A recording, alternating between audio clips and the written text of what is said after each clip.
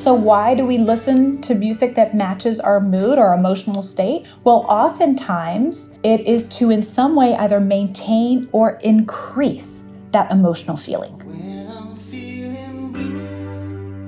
Sometimes maybe we're down and we want to feel in that sad state a little bit longer, kind of process through that feeling. It isn't always beneficial. People might be feeling sad and they listen to music that's sad, and instead of actually discharging their sadness or coming to terms with it, they just are kind of nursing that feeling and pouring salt on the wound.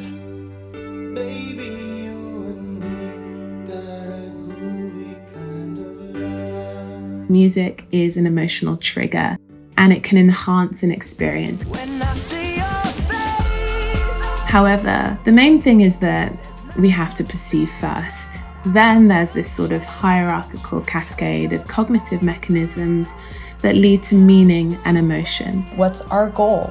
We want to either increase that feeling, increase its intensity, we want to increase how long it lasts, or we want to just stay in that feeling state for a bit longer.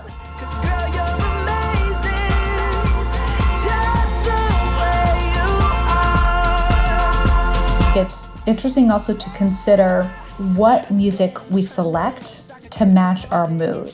There's a really interesting system in the brain called the mirror neuron system. And this is the basis, scientists think, for what's described as emotional contagion, which is the ability to catch an emotion.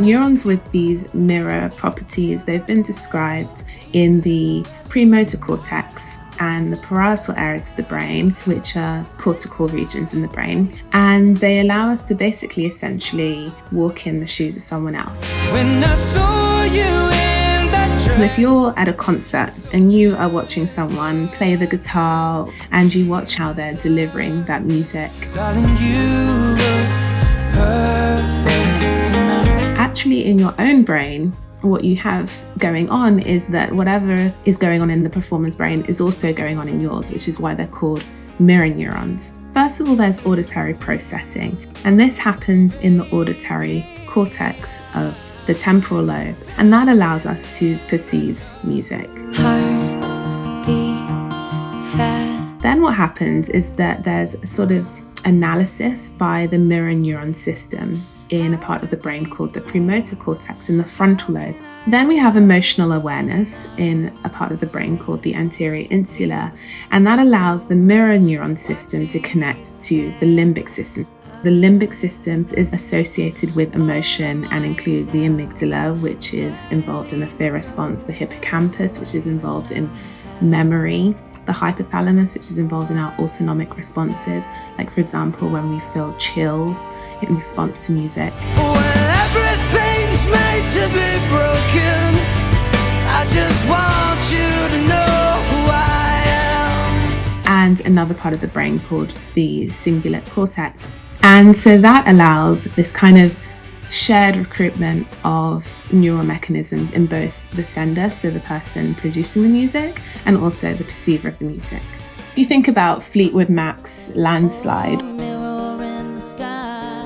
I think that whether you are in the UK or in China or in Nigeria or somewhere, we can all kind of agree that that sounds like a love song. Can I sail through the changing ocean tide? Music is often used as mood management. We don't always listen to music that matches our mood, but when we do, it's usually because it generates a sense of community. No matter what the style of music, whether it's Baroque music, whether it's extreme metal, whether it's folk music, the people who are engaged in that music can find ways of extracting the benefits of that music. And those benefits can be towards identity, feelings of inclusion, feelings of community, and also just the way the sound affects our emotions.